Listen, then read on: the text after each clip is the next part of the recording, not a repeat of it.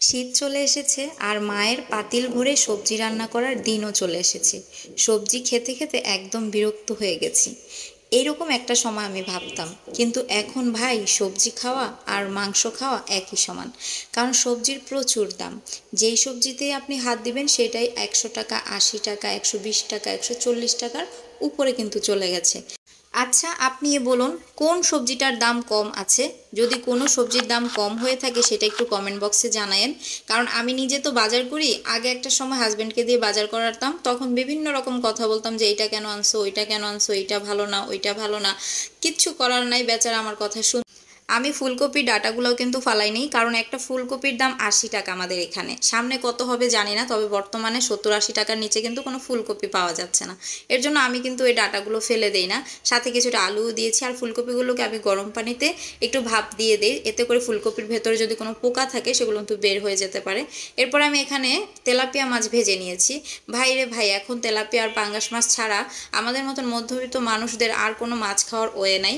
তো যাই হোক, আমি হচ্ছে এখানে পেঁয়াজ, রসুন আর কিছুটা শুকনো মরিচ ভেজে নিয়েছি, আর এর মধ্যে দিয়ে দিয়েছি চিংড়ি মাছ। একদম ছোট ছোট যে চিংড়িগুলো আছে, দেশি চিংড়ি, জাস্ট অল্প কয়েকটাই চিংড়ি দিয়েছি। আর এখানে আমি দিয়েছি হলুদ, মরিচ, ধনিয়ার গুঁড়া, আর এগুলোকে হালকা একটু ভেজে নিয়েছি। এখন যে দুন্দুলগুলো কেটে রেখেছিলাম এগুলো জাস্ট ভাজি করে নেব।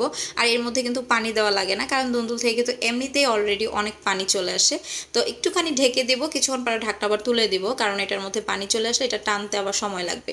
আরেকটা প্যানে আমি হচ্ছে গিয়ে পেঁয়াজ, রসুন আর কাঁচামরিচ দিয়েছি। এর মধ্যে হলুদ, মরিচ, ধনিয়ার গুঁড়া, আদা রসুন বাটা এগুলো দিয়ে জাস্ট একটু কষিয়ে নিব, কারণ এখানে আমরা ফুলকপিগুলো রান্না করব। আর আরেকটা চুলায় কিন্তু আমি দুন্দুল ভাজি করতেছি। তো এখানে একটু পানি দিয়ে দিলাম যেন মশলাটা পুড়ে না যায়। মশলাটা খুব ভালোভাবে একটু কষিয়ে নেওয়ার পরে আমি এখানে একটু লবণ দিয়েছিলাম, কারণ লবণ দিতে আগে ভুলে গিয়েছিলাম। এই তো আমার দুন্দুল ভাজিটা হয়ে গেছে, একদম কিন্তু পানি উঠে নাই। তো দুন্দুলের পানি দিয়েই কিন্তু দুন্দুল ভাজি হয়ে যায়। যারা নতুন আছেন, যেমন আমি একটা সময় যখন নতুন নতুন রান্না করতাম তখন আমি দুন্দুলের মধ্যে পানি দিতাম, এরপরে দেখতাম যে দুন্দুল একদম ভর্তা হয়ে যায়। তো যাই হোক, ওই কথা মনে পড়লো আর কি আজকে রান্না করতে করতে। এখন হচ্ছে গিয়ে আমাদের ফুলকপিগুলো দিয়ে দিলাম এখানে, কিছুক্ষণ কষিয়ে নেবো হালকা একটু পানি দিয়ে। আমি একটু ঢেকে দিব এটাকে, কারণ এখন তো নতুন ফুলকপি বের হয়েছে, এই ফুলকপিগুলো একটু কম সেদ্ধ হয়। আর একটু কিছুদিন পরে যখন একদম অরিজিনাল ফুলকপিটা বের হবে ওইটাতে কিন্তু আর কষানোর সময় পানি দেওয়া লাগে না।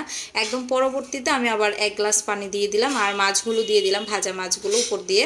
এরপরে একদম রান্নার শেষে আমি একটু গরম মশলার গুঁড়োটা অ্যাড করব, এতে করে খুব সুন্দর একটা ফ্লেভারও আসে। আর আমার ঘরে বাচ্চারা হচ্ছে সবজি একদম খেতে চায় না, তো এর জন্য আমি একটু উপর দিয়ে গরম মশলা গুঁড়া দিলে হয় কি একটু মাংসের ফ্লেভার আসে, তারা খেতে মজা পায়। তো এই তো রান্নাটা প্রায় হয়ে গেছে, এখন চুলাটাকে অফ করে দিব। ঝোলটা আপনাদের পছন্দ মতন রাখবেন, আমি আমার পছন্দ অনুযায়ী রেখে তারপরে নামিয়ে নিলাম। তো দুপুরে খাওয়া দাওয়ার পালা। তো যাই বলতেছিলাম যে এখন বর্তমানে বাংলাদেশে যে পরিস্থিতি, মানে ডাল আলু ভর্তা খেয়ে যে মানুষ বেঁচে থাকবে তারও কোনো ওয়ে নাই। কারণ আলুর দামও এখন 60 টাকা, 70 টাকা, পেঁয়াজের দাম হয়েছে 150 টাকা আমাদের এখানে। তো ভবিষ্যতে কত হবে জানি না। তো সবার জন্য অনেক দোয়া রইলো, শুভকামনা রইলো। আর সবাই ভালো থাকবেন। ভিডিওটা যদি একটু হলেও ভালো লাগে তাহলে অবশ্যই শেয়ার করে দিবেন, কমেন্ট করে জানাবেন আপনাদের মূল্যবান মন্তব্য। সেই সাথে আমার ইউটিউব চ্যানেলটাতে আপনারা সাবস্ক্রাইব করে দিবেন, যারা যারা আমার ইউটিউব চ্যানেল থেকে ভিডিওটা দেখবেন।